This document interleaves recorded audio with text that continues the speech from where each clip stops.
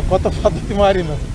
తిట్టడం అనే దాని మీద కేసు పెట్టచ్చు, విచారణ జరపచ్చు, కానీ సెంట్రల్ జైల్లో వేయటం అనేది 30 చోట్ల నుంచి కంప్లైంట్లు పెట్టడం, ఒక కొత్త వరవడికి శ్రీకారం చుట్టారు చంద్రబాబు నాయుడు గారి ప్రభుత్వం. ఇది ఎట్టుపోతుందో చూడాలి. ఇది మాత్రం ఆరోగ్యకరమైనది కాదు, చాలా టూ మచ్గా వ్యవహరించారు, అందులో ఏం అనుమానాలు లేవు. మిగతావన్నీ నేను మళ్ళీ ప్రెస్ మీట్ పెడతాను, ప్రెస్ మీట్లో చెప్తాను. హెల్త్ కండిషన్ ఎలా ఉంది? మాజీ మంత్రికి ఇక్కడ ఇవ్వాల్సిన మినిమం దాని గురించి ఏమి నేను మాట్లాడలేదు. ఆ లోపల కూడా మాట్లాడడం ఫోన్లోనే, అవతల ఆయన ఉంటాడు, అవతల ఉంటాడు, ఫోన్లో మాట్లాడుకోవటం. ఇంత పూర్వం నేను చాలాసార్లు సెంట్రల్ జైల్లో విజిటర్స్కి చూడడానికి వచ్చాను.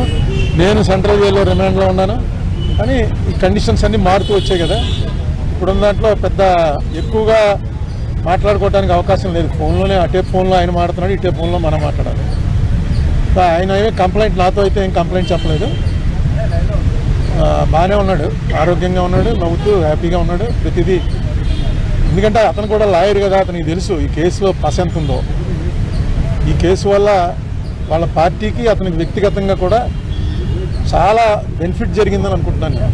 ఎందుకంటే కక్ష సాధింపు ధోరణితోటి చేసినటువంటి ప్రయత్నం అని క్లియర్గా అర్థమైపోతుంది. కనీసం అక్కడ ఇంటి మీద దాడి చేస్తుంటే 6 గంటల సేపు మనం అందరం చూసాం కదా. వాళ్ళని కనీసం ఏ మేజిస్ట్రేట్ ముందో హాజరుపరిచి చిన్న డ్రామా అన్నా చేయవలసింది. స్టేషన్ బెయిల్ ఇచ్చి పంపించారు ఆర్సన్ కేసులో. ఆర్సన్ కేసు అంటే ఇంటి మీదకి మంటలు వచ్చేలాగా పెట్రోల్ బాంబులు విసిరితే దాంట్లో స్టేషన్ బెయిల్ నేను ఎప్పుడు వినలేదు. అలాగే తిట్టాడన్న కేసులో తీసుకొచ్చి అప్పుడే 2 వారాలు అయిపోయినట్టుంది, తీసుకొచ్చి సెంట్రల్ జైల్లో పెట్టడం ఇది టూ మచ్ అనమాట. ఇది ఫస్ట్ ఆఫ్ ఇట్స్ కైండ్ అనుకుంటున్నాను. ఏదైనా చూద్దాం ఇది ఎటు దారి తీస్తుందో. ఓకే, నేను ఒకటి చెప్తా ఉన్నా,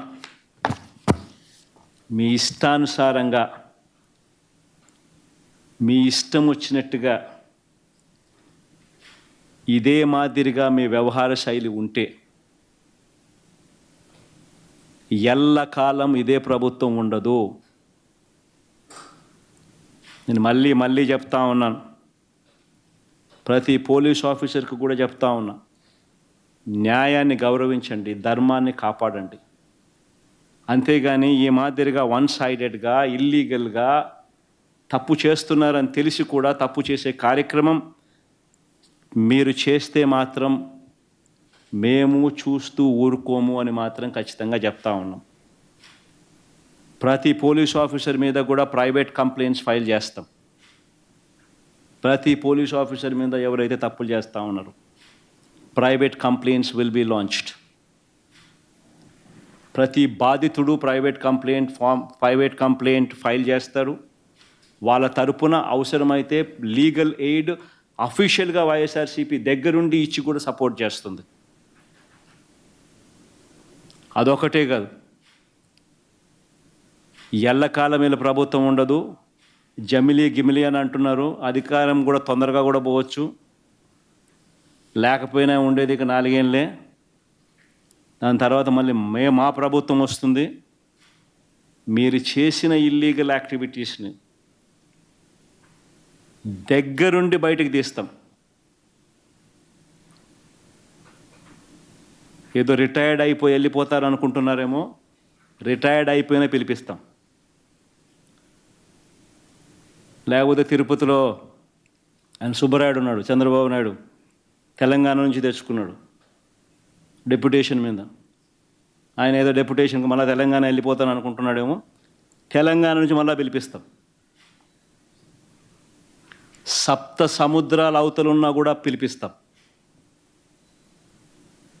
ప్రతి పోలీస్ ఆఫీసర్కి చెప్తా ఉన్నాం, చూస్తూ ఊరుకోం. చట్టం దగ్గర దోషులుగా నిలబెడతాం. చేసినటివన్నీ బయటకు తీస్తాం. ఈ మాదిరిగా ఇల్లీగల్ డిటెన్షన్స్, కోర్ట్ ఆర్డర్లను అధిగమించి ఇల్లీగల్గా మీరు చేసే ఈ కార్యక్రమాలు ఏవి కూడా చూస్తూ ఊరుకోం. వాళ్ళొక్కరే కాదు రెడ్ బుక్ పెట్టుకునేది. రెడ్ బుక్ పెట్టుకోవడం పెద్ద పనే కాదు. ఈరోజు నష్టపోయిన బాధిత కుటుంబాలు ఎవరెవరైతే ఉండారో ఆ ప్రతి కుటుంబం రెడ్ బుక్ పెట్టుకుంటుంది. వాళ్ళకు జరిగిన ఘటన మీద, వారికి జరిగిన నష్టం మీద. వాళ్ళందరూ నా దగ్గరకు వచ్చి వాళ్ళ గ్రీవెన్స్ చెప్తారు. అప్పుడు నేను చూస్తూ ఊరుకోను. ఈ మాట నేను ప్రతి పోలీస్ సోదరుడికి చెప్తా ఉన్నా. ఎందుకనంటే పోలీసులు అంటే గౌరవం ఉండాలి, వ్యవస్థ అంటే బ్రతకాలి. ఈరోజు వాళ్ళు ఉండొచ్చు, రేపు పొద్దున మనం ఉండొచ్చు, కానీ వ్యవస్థ మీద గౌరవం ఉండాలి. వ్యవస్థ నీరు గారిపోకూడదు. మన టోపీ మీద ఉన్న సింహాలకు మనం గౌరవించాలి. ఈ మాదిరిగా రాజకీయ నాయకులు చెప్తా ఉన్నారు కదా అని చెప్పి తప్పు చేస్తున్నామని తెలిసి ఇదే మాదిరిగా చేయడం మొదలు పెడితే మాత్రం ఆ ప్రతి బాధితుడు ఉసురు తగులుతుంది. ఆ ఉసురు మంచిది కాదు. ప్రతి పోలీసు సోదరుడికి చెప్తా ఉన్నా.